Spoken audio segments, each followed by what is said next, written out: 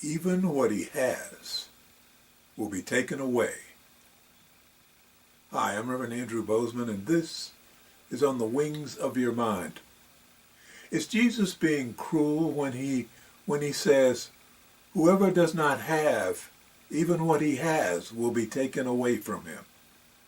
That's a statement in Matthew, the book of Matthew, chapter 13, verse 12. Even what he has will be taken away from him. Isn't that punishing the poor for being poor? Actually, no. It's not punishing anybody. It's merely stating the law. So let's take a look at this passage and what's going on beneath the surface. First of all, let's look at the significance of this statement. It appears in the Bible 4 times.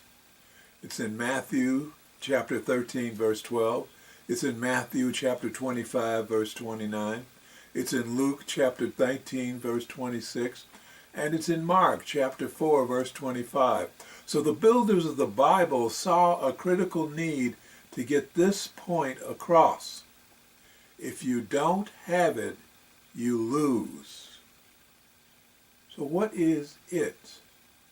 This is where so many of us misunderstand what is being said here, because we live in a material world. And so we think that he is talking about our material possessions. As he said in the book of Luke chapter 19, verse 26. And the whole statement goes, he replied, I tell you that everyone who has will be given more, but the one who does not have, even what he has will be taken away from him. Okay, so Jesus is ambiguous here, but as you learn, as you listen, as you study deeply, you begin to see what he's saying. Because one of the things you learn about reading sacred text is that what you see on the surface ain't the truth. What you see on the surface is not what it's all about. My spiritual teacher, Norma Tringali, told me many years ago, the Bible is one of the greatest mystery books ever written, because beneath the surface it reveals the secrets of the universe. Beneath the surface it reveals the secret of the universe. But you must read it several times to get beneath the facade of the surface. You must read it several times in order to allow your subconscious to click in and join with the words so that you can begin to hear their hidden messages in your head and in your heart. Remember, the earth plane is not the end all and be all. We are here merely as trainees. This is a training ground. This is school, and the lessons we learn here will serve us as we resume our rightful places in the celestial planes as the powerful spiritual beings we actually are. This is just a learning ground. Please click on the thumbs up button, and if you haven't already done so, please choose to subscribe. And remember, I would love to hear your thoughts, your comments, and your suggestions. So please use the chat box on the right side of the screen or the comment section below the video. I would love to hear from you. So, what we're talking about here is faith. Faith. As we approach the celebration of Thanksgiving Day, faith is a lesson we need to pay attention to. Of course, Thanksgiving is obviously about gratitude. Yeah, gratitude.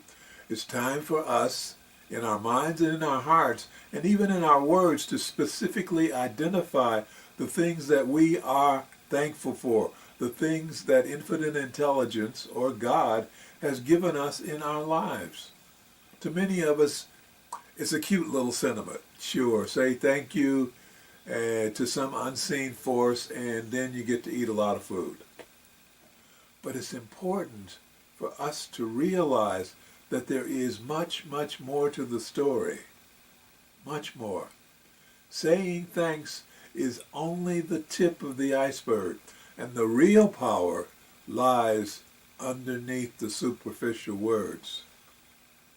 In the book of Matthew, chapter 17, verses 20 through 21, there is this. He replied, "Because you have so little faith.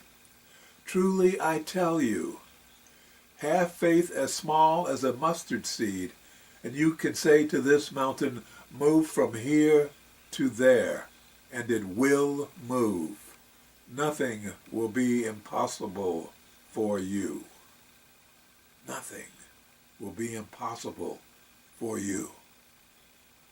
So saying thank you is not enough. Saying thank you and understanding that your thank you is part of a process of expressing the faith is where the power is. Expressing the faith that your entire being is in a state of gratitude for what it has received. And when you do that, it's like turning on a switch. By taking it deeper than mere words, but into a deep, abiding faith, then the attraction set up by the energy of that gratitude radiating from deep within your heart and attract more good things for you to express gratitude for. It is powerful, and it is more than just words. A mustard seed is so tiny that you can barely see it. Yet a mustard seed can grow into a plant that stands over 8 feet tall. So that seed, that tiny, tiny seed, knows that within its body, within its tiny body, is the potential to create a plant that is over 1,000,000 times its size. That's the kind of power that exists within each and every one of us. Each and every one of us has that kind of power. We are fooled by our physical circumstances. We are fooled by our physical being.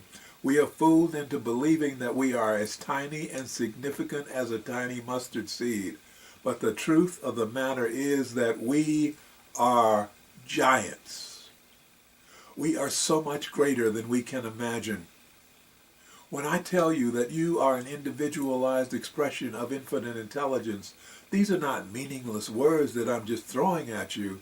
I am trying to break through to your consciousness, your deeper consciousness, to activate that all-important key of your awareness. I am trying to wake you up to the truth that you are a spiritual being having a human experience. You are a magnificent, powerful being who has forgotten who you are. You are above your body. You are greater than your body. Your body is merely a vehicle for you to use during your training period here on the earth plane, but you are so much more than that. Which brings us to the other side of that original statement in Matthew 13:12. Whoever has will be given more, and he will have an abundance. Whoever does not have, even what he has will be taken away from him. Whoever does not have, even what he has will be taken away from him. What is it saying? Whoever does not have the faith in the power of his own spiritual being, the faith in the power of his own deep gratitude, to invoke the powerful aspects of the law of attraction, the powerful positive aspects of the law of attraction. That person who rejects the light of truth will attract the darkness that will steal all that they have away from them. Those who complain about what they don't have, instead of energizing what they do have with light and love and gratitude, will see whatever they do have become diminished and crumble into dust. Looking around at others and concentrating on what they have and that what you wish you had will diminish what you have with such disrespect. Such disrespect are you showing that which you have, that even what little you do have, what so-called little you have, will fade away from your life in reaction to your disdain for it. You of little faith, do not feed your life. Do not fill your life with the withering energy of neglect and scorn and